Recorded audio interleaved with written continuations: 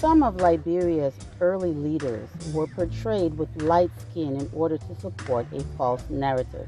Greenwood, in his 2021 Tubman biography, wrote, after President Joseph Jenkins Roberts, subsequent presidents up until 1870, including Stephen Allen Benson, Daniel Rochelle Warner, and James Briggs Payne, referring to these as Octoroons or light-skinned people.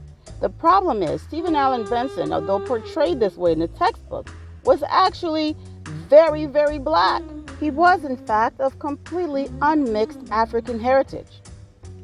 Edward James Roy was also portrayed in textbooks as being rather, curly-haired and light-skinned. But the problem is, he was photographed, and he was very dark. Stephen Allen Benson, again, being unmixed African background, likely the son of recaptured Africans.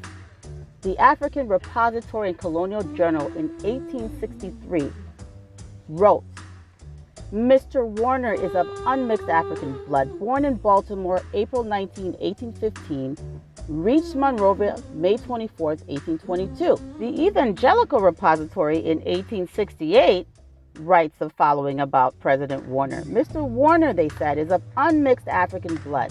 His personal appearance is manly and calculated to command respect. They go on to talk about his moral traits. They knew him. They interacted with him. However, in 1906, 26 years after the death of Daniel Bashar Warner, Johnston and Stamp referred to him as a mulatto. Their publication became a reference for all to follow, and follow they did.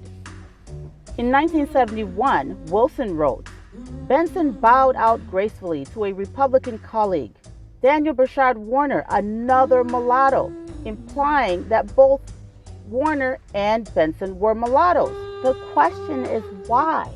Why would anyone want to paint Daniel Bashar Warner, Stephen Allen Benson, who were purely African, as mulattoes? My skin is black. My arms are long. My hair is woolly.